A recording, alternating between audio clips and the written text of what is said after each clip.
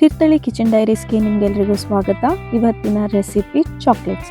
ಇದನ್ನು ನೀವು ಯಾರಿಗಾರು ಗಿಫ್ಟ್ ಮಾಡಲಿಕ್ಕೆ, ಮನೇಲಿ ಮಕ್ಳಿಗೆ ತಿನ್ನಲಿಕ್ಕೆ, ಏನಾದ್ರು ಪಾರ್ಟೀಸ್ ಇದ್ದಾಗ ಅಲ್ಲಿ ಡಿಸ್ಟ್ರಿಬ್ಯೂಟ್ ಮಾಡೋಕ್ಕೆ ಹೆಲ್ದಿ ವರ್ಷನಲ್ಲಿ ಹೇಗೆ ಮಾಡೋದು ತೋರಿಸ್ತೀನಿ ನಾನು. ಇದಕ್ಕೆ ಮಿಲ್ಕ್ ಕಾಂಪೌಂಡ್ ಹಾಗೂ ವೈಟ್ ಚಾಕ್ಲೇಟ್ ಕಾಂಪೌಂಡನ್ನು ತಗೊಂಡಿದ್ದೀನಿ. ಅದ್ರ ಜೊತೆಗೆ ನಿಮ್ಗೆ ಯಾವ ಮೋಲ್ಡ್ ಬೇಕು ಅದನ್ನು ತಗೊಳ್ಳಿ. ಫಿಲ್ಲಿಂಗಿಗೆ ಖರ್ಜೂರ, ಕ್ರ್ಯಾನ್ಬೆರಿ, ಬಾದಾಮಿ, ಚೆರಿ ಹಾಗೂ ಒಣ ದ್ರಾಕ್ಷಿ ತಗೊಂಡಿದ್ದೀನಿ. ಜೊತೆಗೆ peanut butter, milk made. 2 size ದೊಡ್ಡ ಹಾಗೂ ಚಿಕ್ಕ ಬೌಲ್ ಬೇಕಾಗುತ್ತೆ. ತೆಂಗಿನೆಣ್ಣೆ, ಕುದಿ ನೀರು, ಹಾಗೆ ಮಿಲ್ಕ್ ಕಾಂಪೌಂಡ್ ಚಾಕ್ಲೇಟ್ ತಗೊಂಡಿದ್ದೀನಿ. ಇದು ಸಣ್ಣದಾಗಿ ಪೀಸಸ್ ಮಾಡ್ಕೊಳ್ಳೋಣ. ಇದು ಪೀಸಸ್ ಮಾಡಿಕೊಂಡ್ರೆ ಬೇಗ ಮೆಲ್ಟ್ ಆಗುತ್ತೆ ಮತ್ತು ಅದರಲ್ಲಿ ಗಟ್ಟಿ ಚಾಕ್ಲೇಟ್ ಉಳಿಯೋದಿಲ್ಲ. ಇದನ್ನು ಒಂದು ಬೌಲಿಗೆ ಹಾಕ್ಕೊಳ್ಳೋಣ. ಈ ಪೀಸಸ್ ಹಾಕೊಂಡಾದ್ಮೇಲೆ 1 ಸಣ್ಣ ಟೀ ಸ್ಪೂನ್ ಕೊಬ್ಬರಿ ಎಣ್ಣೆ ಹಾಕ್ಕೊಳ್ಳೋಣ. ಅದಕ್ಕೆ ಅದ್ರ ಜೊತೆಗೆ ಕುದ್ದಿರೋ ನೀರನ್ನು ದೊಡ್ಡ ಬೌಲಿಗೆ ಶಿಫ್ಟ್ ಮಾಡಿ ಈ ಚಾಕ್ಲೇಟ್ ಬೌಲನ್ನು ಅದರೊಳಗಡೆ ಇಡೋಣ. ಚಾಕ್ಲೇಟ್ ಬೌಲ್ ಅರ್ಧ ಡಿಪ್ ಆದರೆ ಸಾಕು, ಇಲ್ಲಾಂದರೆ ಕುದಿ ನೀರು ಚಾಕ್ಲೇಟಿಗೆ ಮಿಕ್ಸ್ ಆದರೆ ಆಮೇಲೆ ನಮ್ಮ ಚಾಕ್ಲೇಟ್ ಒಳ್ಳೆ ರೀತಿಯಲ್ಲಿ ಬರೋದಿಲ್ಲ. ಈಗ ಖರ್ಜೂರನ್ನು ತೊಗೊಂಡಿದ್ದೀನಿ. ಅದರೊಳಗಡೆ ರೋಸ್ಟೆಡ್ ಬಾದಾಮಿನ ನಾನು ಹಾಕ್ತಾ ಇದ್ದೀನಿ.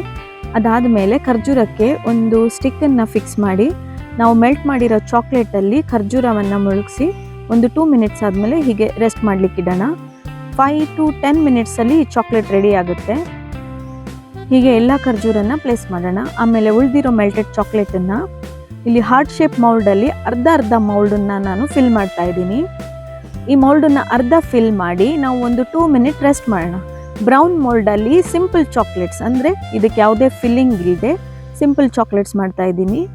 ಹಾಗೆ ಹಾರ್ಟ್ ಮೌಲ್ಡನ್ನು 2 ಮಿನಿಟ್ ರೆಸ್ಟ್ ಆದಮೇಲೆ ಅದಕ್ಕೆ ಯಾವುದು ಬೇಕು ಆ ಫಿಲ್ಲಿಂಗನ್ನು ನಾವು ಹಾಕ್ಬೋದು.